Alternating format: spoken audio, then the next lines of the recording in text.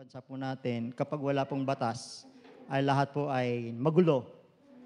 Di po ba? Kung tayo po ay merong isang sasakyan, tayo nagdadrive, kapag walang law of traffic, ay tsak magagambala ang inyong pagdating dito sa church, di po ba? Pero meron po tayong batas na sinusunod sa trapiko, kaya maayos po ang daloy ng trapiko, di po ba? Amen po ba? So, tinakda po ng Diyos ang batas para sa kanyang mga anak. Amen? May batas po tayo na sinusunod dito sa church. Di po ba? Ang sabi ng Hebrew na huwag kakaligtaan ang pagtitipon-tipon tuwing araw ng linggo o anuman. Pero marami pong, sad to say, marami pong mga Kristiyano ay nakakaligtaan yung mga tinalagang palatuntunan ng Diyos sa buhay natin. And most of us ay hindi nakakatupad sa batas ng Diyos. So ang topic ko po dito ay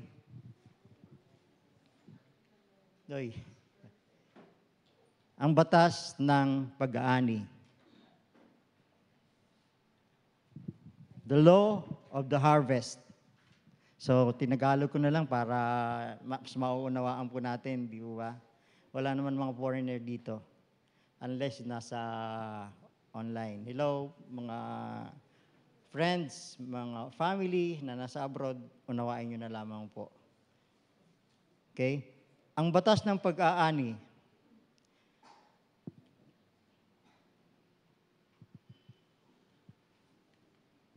Sabi po sa Galatia 6 verse 7, huwag ninyong akalaing madadaya ninyo ang Diyos. Kung ano ang tinanim ng tao, yan din ang kanyang aanihin. Amen po ba? Ang Diyos po ang nagsabi niyan, hindi po ako. Hindi po si Pastor Radasa, hindi si Pastor Nick. Ang Diyos po ang nagsabi. Kung ano po ang itinanim natin, ay yun po ang din ang ating aanihin. Tandaan ninyo, ito, ang nagtatanim ng kakaunti,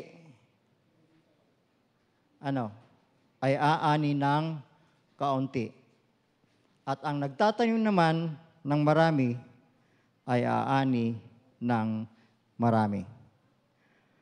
Ang batas po ng pag-aani ay nagsasabi na sa buhay na ito, aanihin natin kung ano ang ating itinanim. Amen po ba? Darating ang panahon, marirealize po natin na inaani na po na pala natin ang mga binhing itinanim natin sa ating mga puso. Tandaan po natin mga kapatid, sabi po sa Kronika 16 verse 9, nagmamasid po si Yahweh sa buong daigdig. Sabi po niya, araw-araw o gabi-gabi, hindi po nalilingid ang mata ng Diyos at siya ay nagmamasid sa bawat ginagawa natin. Bawat itinatanim po natin sa ating mga puso, sa ating anuman ang ginagawa natin, pagtatanim, alam ng Diyos kung saan mo tinatanim ang iyong binhi. Alam ng Diyos ang bawat tibok ng ating puso. Alam niya ang ating mga iniisip. Alam niya ang ating mga kilos. He knows everything in us. Maaaring hindi ko po alam ang inyong kinikilos. Hindi po namin alam ang kinikilos mo. Hindi ko po alam ang iyong iniisip ngayon. Ano man ang kalalagayan mo, ano namang sitwasyon mo, hindi ko po alam. But God knows everything in us. Kaya sabi po, ano man ang ating tinatinim, ay ating pong dapat isipin. Kung nagtanim ka ng pagpapakumbaba sa puso mo, aanihin mo ang kapayapaan ng iyong pag-iisip. Kaya anuman ang tinanim mo, yun ang aanihin mo. Amen? Marami pong iba't ibang uri ng binhi. Mayroong squash seed, ito ay masarap, di po ba? Corn seed, mango seed, apple seed, grapes, ang ubas na paborito ni JJ, wheat seed, watermelon, at durian. Itong mga seed na ito ay hindi nagsisimula sa malaki. Amen po ba? Ito ay nagsisimula sa maliit. Kapag inalagaan po natin ito ay magdudulot po sa atin ng mabuting kapakinabangan. Anumang seed ang inilagay mo sa buhay mo, sa puso mo, pag inalagaan mo, tinaniman mo, nagtanim ka, inalagaan mo, ito'y bubunga. Balang araw, lalaki po yan. Sino po makikinabang? Hindi po ako. Hindi po si pastor. Kayo po ang makikinabang. Kung ano yung tinanim mong uri ng puno, uri ng binhi, yun po ang aanihin mo. Good choices, ang magandang pagpili, like good seed, ultimately bring fruit, good fruit as a reward. Kung tama, kung maayos ang iyong pagpili, katulad ng mabuting binhi, ultimately magdadala sa iyo ng magandang kapakinabangan. Amen po ba? Ang maling pagpili, katulad ng isang maling seed, ay ultimately bring bad fruit as a consequence. Kung magsisinungaling ka sa iba, hahayaan po ng Diyos ang mga tao na magsinungaling din sa iyo. Kung wala kang respeto sa magulang mo, I'm sorry to say that, balang araw, aanihin mo rin yan. Tumulong kay sa iba, ang Diyos ay magpapadala ng mga tao upang tulungan ka din kung dumating ang panahon na may tagtuyo sa buhay mo. Amen po ba? This principle demonstrate that God is just. Makatuwiran ang Diyos.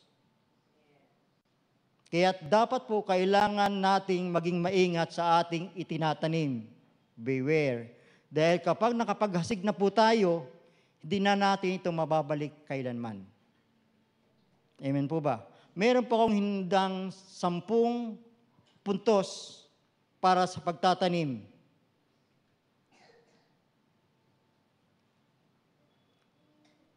Ang mga binhing yan ay kailangan mong itanim. Hanggat hindi nahuhulog sa lupa ang butil ng trigo at namamatay, mananatili ito nag-iisa. Ngunit kung ito'y mamatay, mamumunga ito ng sagana. So ang seed po natin, ang nasa yung seed na ibinigay sa iyo ng Diyos, huwag po natin itong itago sa ating mga bulsa. Ang binhi po ay dapat po natin bitawan at itanim sa kingdom ni Lord upang mamunga ng sagana.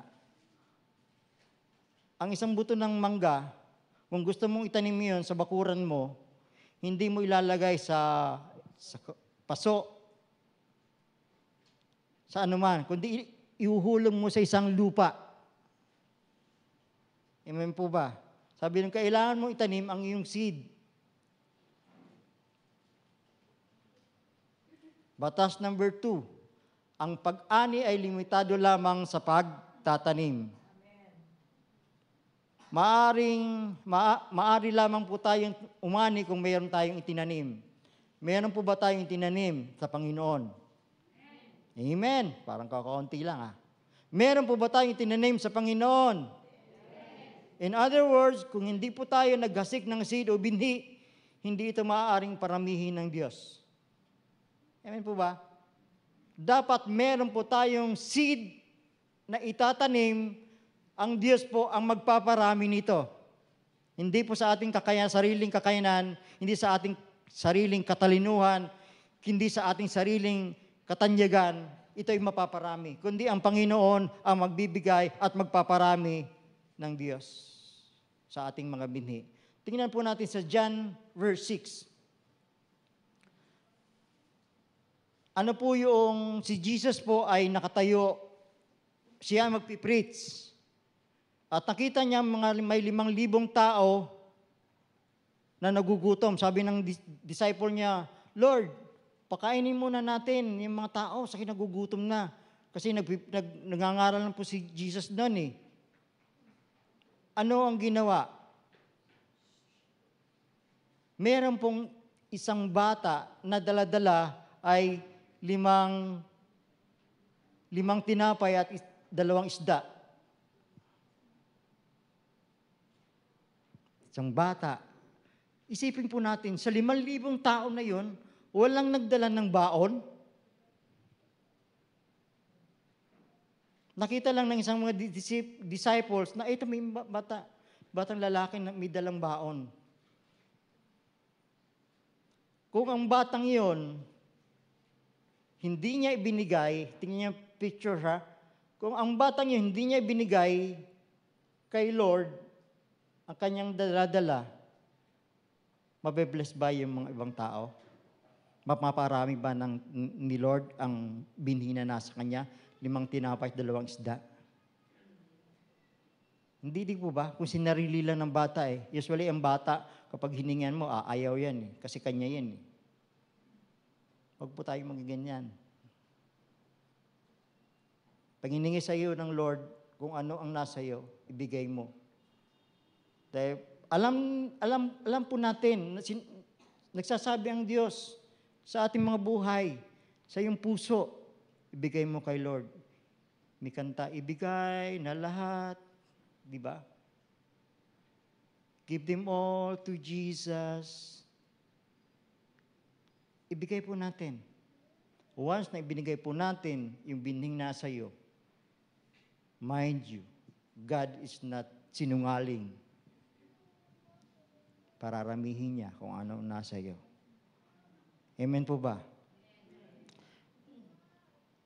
Ito po ay, nung binigay ng bata yung 5 tinapay at 2 isda, napakain niya yung 15,000 nakatao. Kung isasama po ang mga babae at mga bata. Buruin mo, ikaw, alin ang gusto mo? Alin po ang gusto natin? Ako, ito po yung heart, ang gusto ko eh. Sabi ko, someday, Lord, gusto ko magbigay ng blessing sa mga tao. Bigyan mo lang ako ng one time na pagpapala. Tutulong ako sa mga tao. Pero Lord, here I am eh. Alam mo ang estado ko. Pero hindi po ako tumitigil sa pangarap ko. I want to bless others. Dahil sabi ng Biblia, it's better to give than to receive. Kasi once na ikaw ay naghasik ng binhi, ang Diyos ang magpaparami niyan. Ano bang meron ka? Palagi sinasabi po ni Pastor Nick, Pastor Hadasa, we have time. Time is a seed. Talent is a seed. And treasure is a seed. Kaya po ba natin ibigay ito sa ating Panginoon? Kapag kaya po natin ibigay sa ating Panginoon, sabi ng Lord, pararamihin niya iyon. Ibigay mo ito kay Jesus tulad ng isang bata na hindi ipinagkait ang kanyang pagkain. Ito'y pararamihin ng Diyos para sa iyong buhay. Amen po ba? Batas number 3. Magtanim ka kung ano ang inaasahan mong ani. Magtanim ka. Ano bang inaasahan po natin ngayon? Maraming taon po tayo nagtatanim sa kingdom ni Lord. Pero, the moment na nagtatanim ka, wala ka pang inaasahang ani. Pero umasa po tayo na tayo po ay aani kung tayo nagtatanim. Sabi po doon, halamang nagbubunga ng binhi ayon sa kanyang uri. Kapag nagtatanim po tayo, alamin po muna natin sa ating mga sarili kung anong uri ng binhi ang itinatanim po natin. Dahil dito sa talatang binasa po natin, sabi doon, nagbubunga ang binhi ayon sa kanyang uri. Alamin po natin mga kapatid kung ano ang ating tinatanim. Anong uri ba yan? Ito ba'y masabang buto o magandang buto? Dahil tayo po ang mag-aani po nun. Pang-apat, dapat mong pagtibayin ang laki ng iyong ani kapag nagkasik ka ng iyong binhi. Establish mo daw po, pagtibayin mo ang laki ng iyong ani kapag nagkasik ka ng iyong binhi. Ang isang magsasaka na nagtanim ng kaunting mga buto ay makakakuha lamang ng isang maliit na ani. Ngunit kung siya ay nagtanim, siya ay ani ng marami. Wala pong mga farmers ang nagtatanim ng kakaunti. Meron ba kayong nakita isang magsasaka ay nagtanim lamang ng buto, ng palay na kakaunti? Hindi. Di ba? Umaasa ang magsasakang ito na kapag marami ang hinasik niya, marami tinanim niya, sa darating ang panahon na siya ay aani ng maraming ani, maaring tanim. Sa ating pong pagtatanim, we need a vision. Without vision, people perish. Sa bawat pagtatanim po natin, Lord, ito po, gagawin ko ito.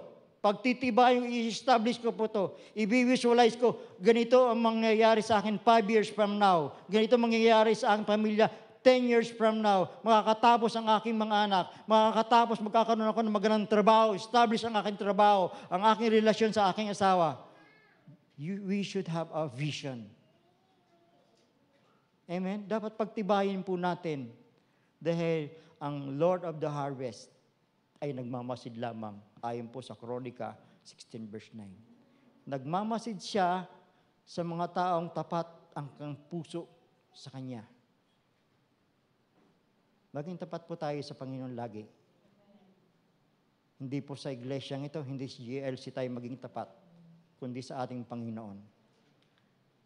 Number 5, batas number 5, dapat mong itanim ang iyong binhi sa mabuting lupa.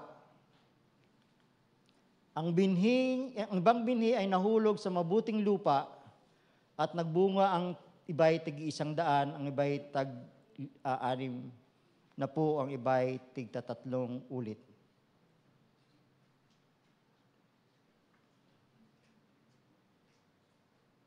Meron po tayong degree ng ating pag-ani. Merong umaani sa atin ng 100%. Taas ang kamay, umaani ng 100%. Ay, wala. 60%. 30%. Ano? Lord, thank you, Lord. Sa darating na 2024, asahan po natin, let's visualize, aani po tayo 100% sa Panginoon. Yung mga itinanim po natin, mga nakaraan 1980s, 1990s, aanihin po natin to.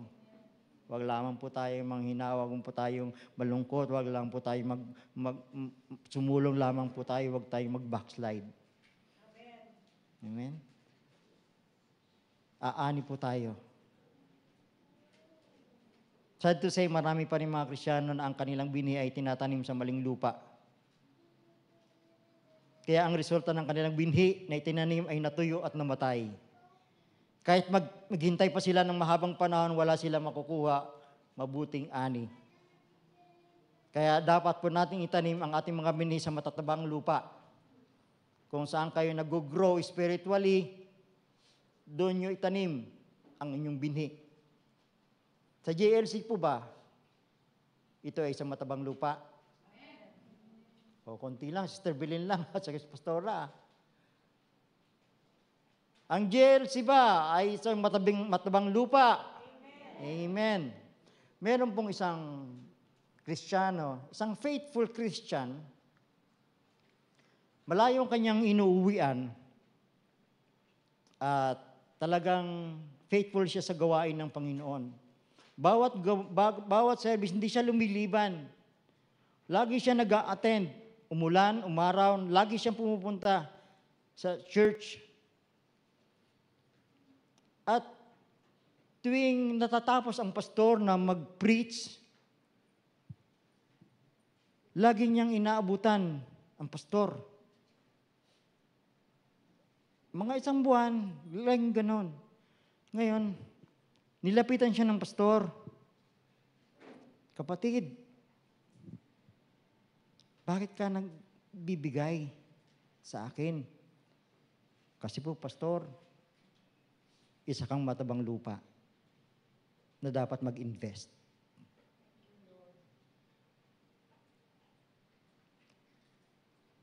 Nagpatotoo po siya. Ang sabi niya, dati, yung mga nakikita po lamang namin pag tuwing kami ay namamasyal, pasyal lang, walang kain, nakikita namin, nainggit sila sa mga kumakain sa fast foods.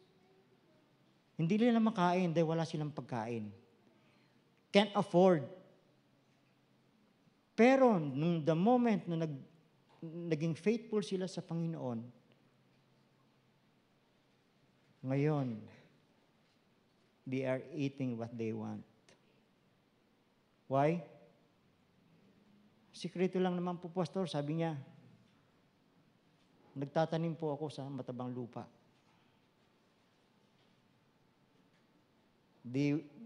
Kaya nilang kumain ng anong gusto nila.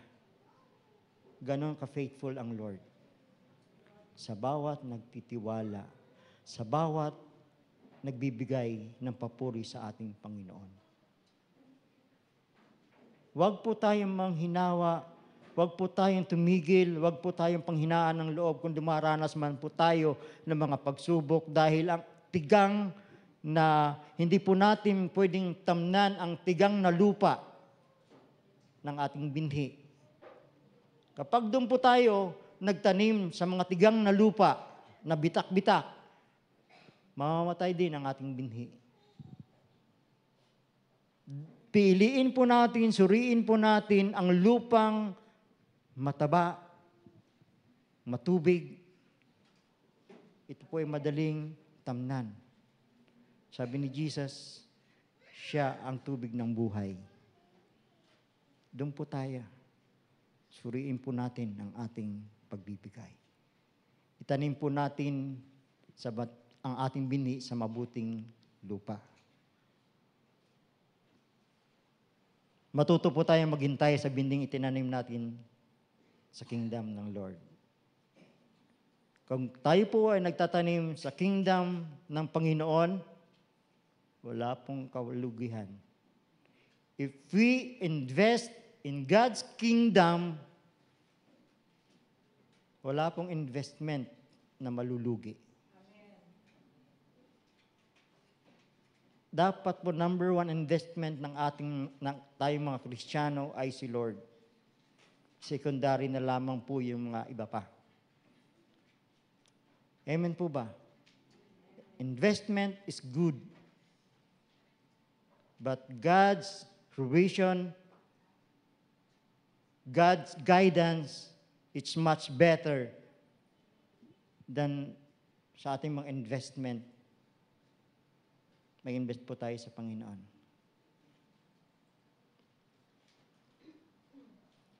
Sabi po ng Lord sa Isaiah 40 verse 31, "But they that wait upon the Lord shall renew their strength." Maaring ang sa panahon natin, nanlulupay po tayo. Nangihina tayo dahil sa ating mga dinadaranas na mga problema, dinadaranas na mga kailangan nating gawin. Nangihina tayo sometimes, di ba? Tulad ng isang eagle, sila ay nangihina kapag naglalagis ng kanilang mga balahibo. Minsan ganyan po tayo, mga Kristiyano din po, hindi po tayo accepted sa mga ganyan. Tayo po nangihina spiritually. Pero sabi ng Lord, "But they that wait upon the Lord ang naghihintay sa Panginoon, ang naghihintay sa pag-ibig ng Diyos, ang naghihintay sa salita ng Diyos, ay magpapanibagong lakas. Matatapos na po ang 2023. Narito po ang Panginoon. Kung tayo po ay nangihina, pinanghihinaan, nandiyan si Lord. Ang Lord po nagsabi sa Isaiah, ang sino man naghihintay sa akin, ay bibigyan ko ng lakas. Amen po ba?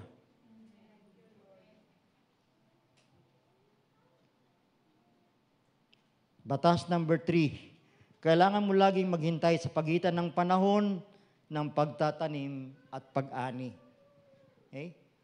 There is time to sow and there is time to reap. Kapag ikaw ay nagtanim, hindi ka karaka-raka, ikay makaka-receive ng pag-ani, di po ba? Meron certain days, certain months, certain years para makita mo ang ani mo. Kagaya nga po ng sabi ng Isaiah, they that wait upon the Lord. Ang gusto lang po ng Panginoon ay tayo po ay mag-intay, wag po tayong mainip. Tanim lang tayo ng tanim, tanim lang tayo ng tanim. Go, tanim lang tanim. Huwag mong susukuan ang iyong tanim. I-visualize mo, magkaroon po tayo ng vision sa ating mga binhi, sa ating mga seed na itinatanim. Ano po ba uli yun ng mga seed na yan? Seed of time. What else? Time, treasure, and talent. Huwag po tayo, lagi po nating itanim sa Panginoon at mag-iintay po tayo. Laging mag-intay sa pagitan ng panahon ng pagtatanim at pag-ani. May mga panahon po na dumaranas tayo ng mga pagsubok na parang kasing lamig ng gabi at kasing init ng araw. Pero bumabangon pa rin tayo. Ang Diyos po nagbibigay sa atin ng kalakasan. Amen po ba? Isang taong nag-ahasik ng binhi sa lupa at natutulog at bumabangon sa gabi at araw at tumisibol na lumalaki ang binhi na di niya nalalaman kung paano. Hindi natin alam. Ang Lord lang ang nagpapalago nito. Sabi ng Diyos sa talatang ito, anak ko, huwag mo nang intindihin. Maglingkod ka lang sa akin, focus ka lang sa akin. Wala ka naman magagawa eh. Di ba nagtanim ka ng munggo? Hindi mo alam kinabukasan, tulog ka lang. Pagkabukasan, meron ng togi. Meron na, di ba? Ikaw bang may gawa nun? Tayo bang may gawa nun? Paano nagawa yun? Si Lord ang gumawa. Kaya po, wala po tayong magagawa. Sa buhay natin, strive not. Kung meron tayong pangarap sa ating buhay, sa ating pamilya, hayaan mo si Lord ang magbunga niyon, magbigay ng development. Hayaan po natin. Just pray. Just wait upon the Lord because our God will renew our strength. Next. Dapat mong panatilihin ang iyong tanim na malusog para sa tamang pag-ani. Paano po natin papanatili ang ating binhi na maging malusog? Siyempre, kapag nagtanim ka, anong gagawin mo? Pausukan mo yan, bibigyan mo ng tubig, kaunting tubig, paarawan mo siya. Sa ating spiritual na buhay, sa ating buhay po, ang ating mga binhi, para maging mapanatiling malusog ang ating binhi, we should need to pray. Amen po ba? We should read His Word. Amen. We should pray. We should, anong sinabi ko nina? We should pray. Pangatlo, lagi kang nag-a-attend sa gawain ng Lord. Tingnan niyo po, ang isang uling, kapag ang isang pirasong uling na yon, kapag ito ay nawala, ang apoy ay mawawala. Di po ba? Pero kapag sinama mo siya sa karamihan ng uling, ito ay mananatiling nagbabaga. Amen? So dapat po tayong manatili ang ating mga binhi na malusog. Malusog. Pag-pray po natin ang ating binhi. Mag-attend po tayo regularly sa Panginoon. May mga binhi namang nalaglag sa may matinik na halaman at sumibol. Ang mga tinik at sinakal ang mga binhing tumutubo doon. Dapat po nating panatilihin malusog ang ating mga binhi at alamin ang lugar kung saan ka magtatanim. Tulad ng sistema ng mundo. Akala mo mabuting lupa, pero paglaki ng iyong binhi, ito ay sasakalin ng sistema ng mundong ito. So wag po natin itatanim ang ating mga binhi sa sistema ng mundong ito. Dahil ang mundong ito, hindi po ito ang ating destiny. Ang destiny po natin ay sa presensya ng ating Panginoong Hesus.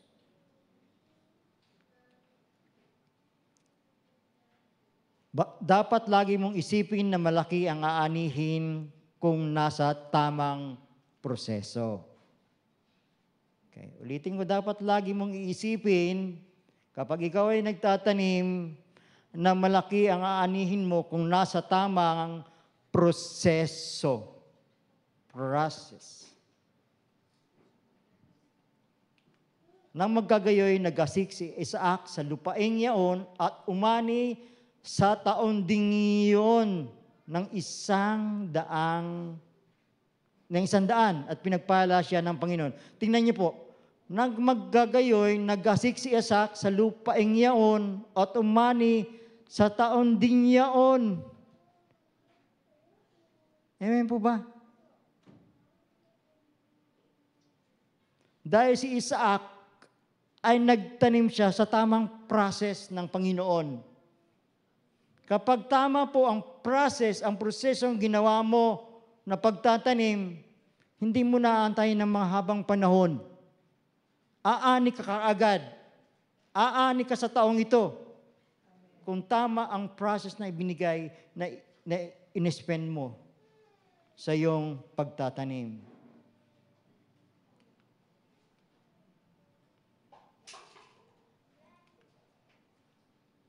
Batas 9.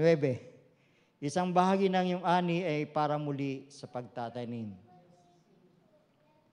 Sapagkat ang Diyos na siyang nagbibigay ng binhi sa magsasaka upang itanim at sa kalaunan mabubuting pananim na aanihin at kakainin ay may bibigay sa iyo ng higit at higit na binhi upang itanim.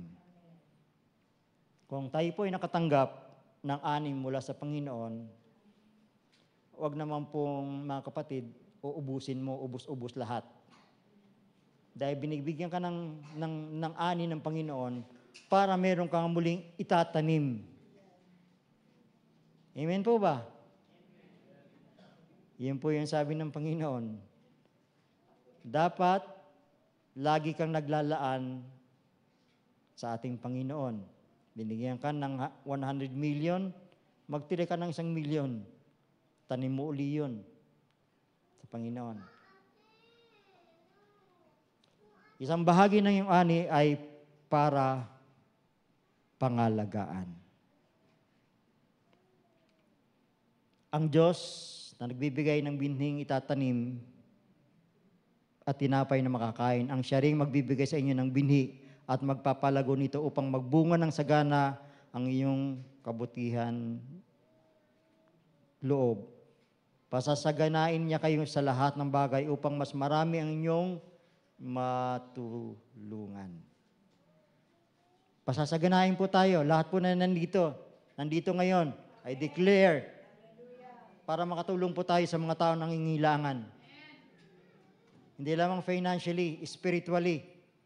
Bubusugin po ang ating kaisipan kung paano magpahayag ng salita ng Diyos, kung paano akitin ang iyong mahal sa buhay, ang iyong magulang, ang iyong kapatid, ang iyong kaibigan, ibahagi ang salita ng Diyos upang sila ay mag-ani din, upang sila ay magtanim din.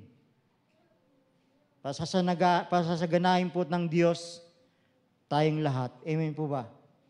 Meron po akong nabasa. Sana naririnig na babasa niyan. Like all the laws of nature, there is utter perfection in the secret. The law of attraction, you create your life. Whatever you sow, you what? Reap. Your thoughts are seeds. And the harvest you reap will depend on the seeds you plant. Sabi doon, ang ating mga sarili, ang ating kaisipan ay isang binhi at ang ani ng iyong aanihin ay nakasalalay sa mga binding iyong itinanim. Mga kapatid, anumang binhi ang tinanim po natin sa ating Panginoon, sa kingdom ni Lord, para ba ito sa mga anak mo? Para ba ito sa negosyo mo? Para ba ito sa trabaho mo? Sa kalusugan mo? Peace of mind? Healthy living? Huwag po tayong sumuko. Don't give up. Trust in the Lord always. Because someday, you will see the fruit of your seed. Amen? Sabi po ng Diyos, be not deceived. God is not mocked. For whatever a man soweth, that shall he also reap. Amen? Palakpakan po natin ang Diyos. Panginoon, salamat po Diyos. Pinagkatiwala mo sa amin ang pagtatanim at ikaw magpapalago o Diyos. O God, salamat po sa kapahayagan na to, na matuto po kami patuloy na umayon,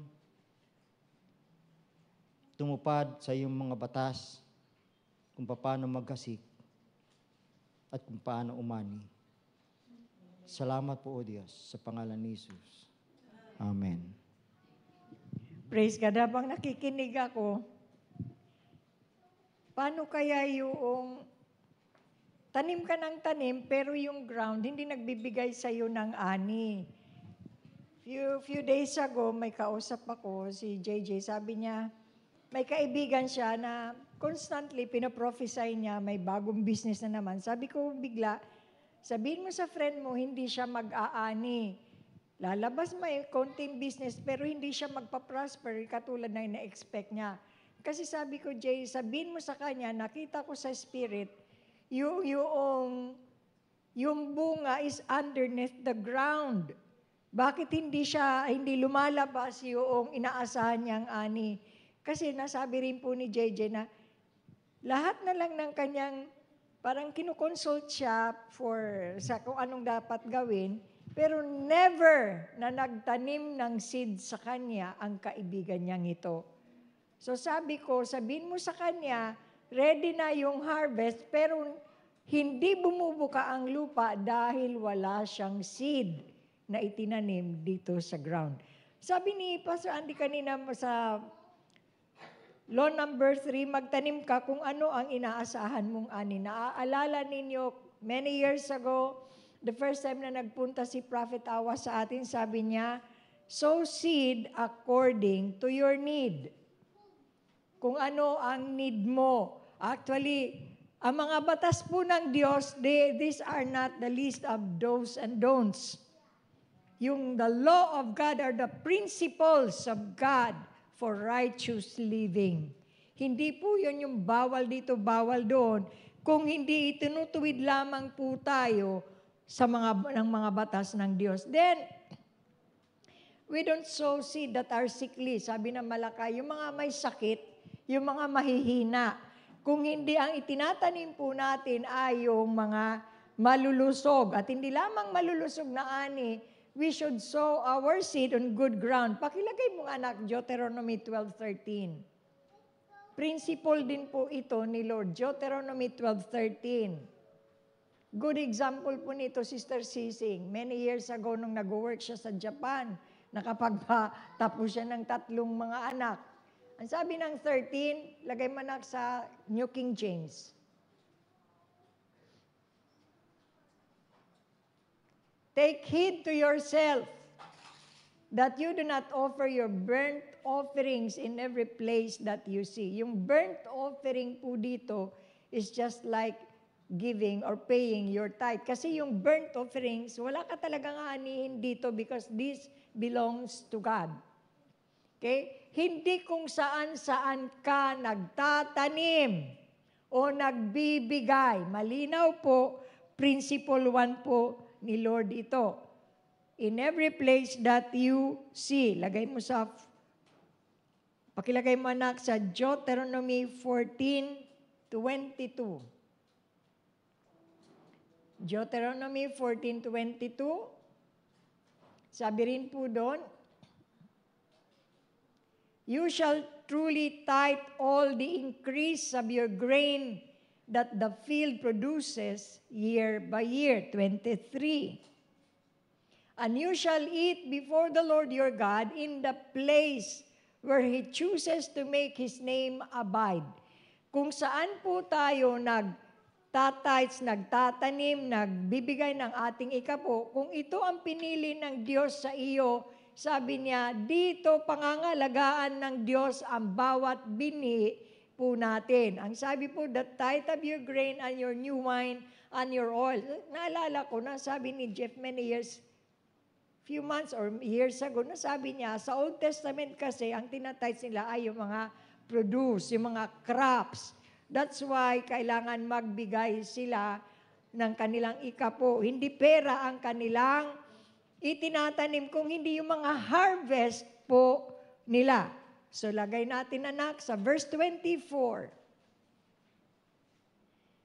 Totoo po na mga crops yun, pero ang sabi ni Lord, but if the journey is too long for you, so that you are not able to carry the tithe, or if the place where the Lord your God chooses to put His name is too far from you, when the Lord your God has blessed you, 25,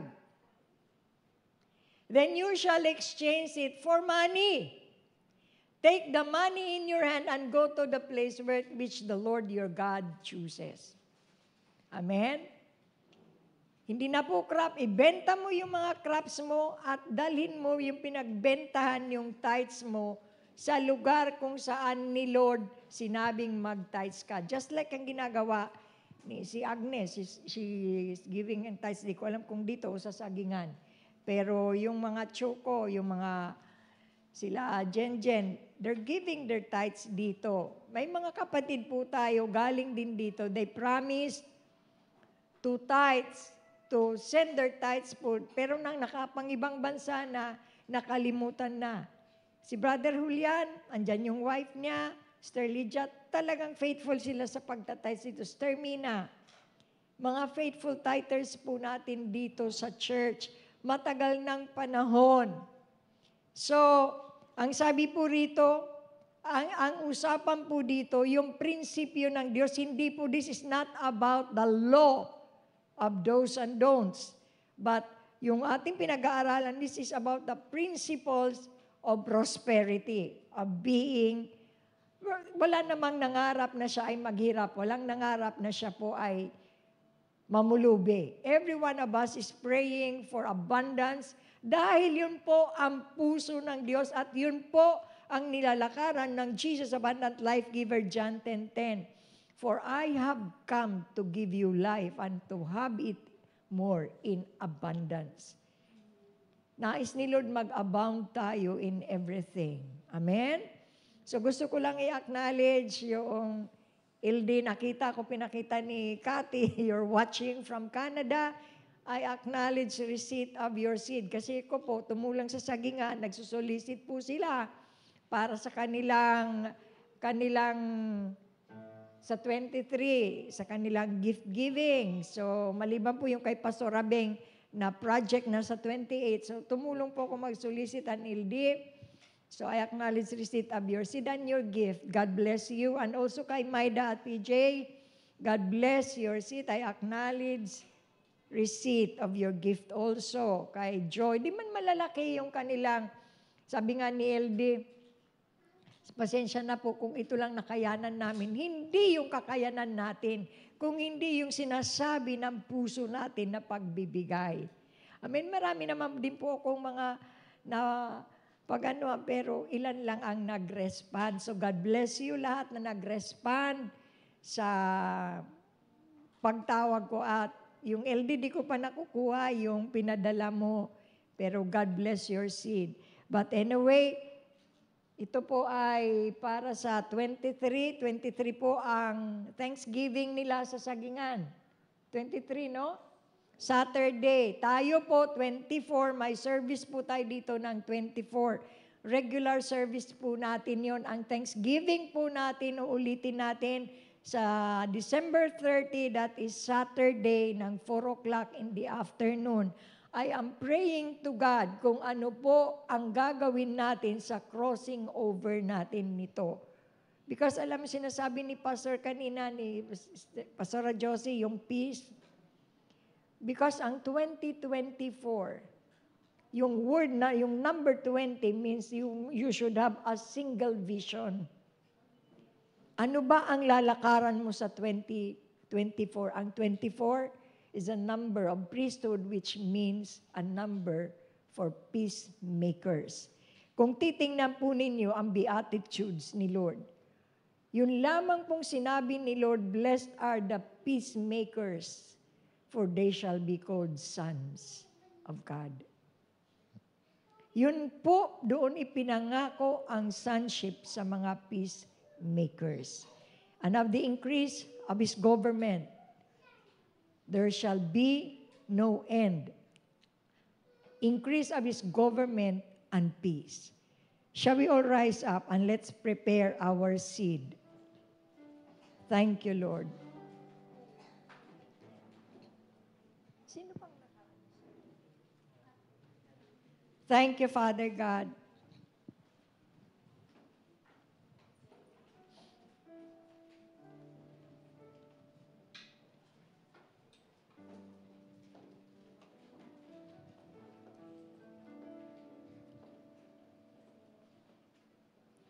Father God, thank you.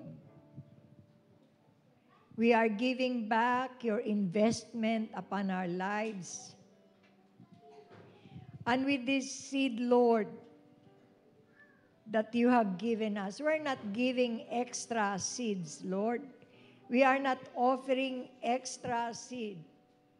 But Father God, you see the seeds in our hands, Lord. Mahalaga din po sila sa amin, Panginoon. Dahil sa bawat binigay ninyo sa amin, we acknowledge that everything came from you, Lord, and we have nothing to give you back kung hindi ang aming pagsunod sa inyong mga salita. Panginoon, sa umagang ito, sa aming pagbibigay, salamat po sa mga patuloy na tapat na nagtatanim. Giving is revealing the content of your heart. This is not about the seed that you sow. It is about the condition of your heart. So Father, today, if we have been unfaithful in everything, in our giving, humingi kami ng tawad, Ama. It is only by your Spirit, Lord. It is only by your grace that we can give back to you what you have given us. Lord, even when David prayed, There is nothing in us, dear Lord, that we can give to you. But what we are giving back to you, Lord, is what you have given us.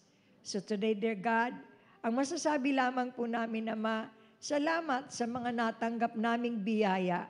Salamat sa mga natanggap naming pagpapala. Hindi lamang mga material na bagay, hindi lamang pananalapi, hindi lamang pagunlad ng aming mga negosyo, hindi lamang excellence ng aming mga anak sa kanilang paaralan, hindi lamang mga good health ang aming pinagpapasalamat, Panginoon. Kung hindi pinagpapasalamat po namin ang mayamang biyaya na patuloy po ninyong ibinubuhos sa amin, Panginoon. Salamat po that you have graced us. You did, Lord God, so much faith in us that we can give back to you.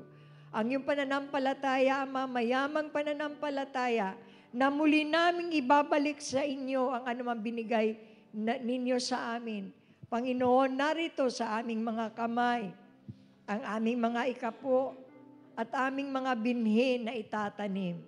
Salamat, Lord. We're expecting, Lord God, an excellent harvest. We're expecting, dear God, an abundant harvest. We're expecting, Lord, an abundant grace for a healthy harvest.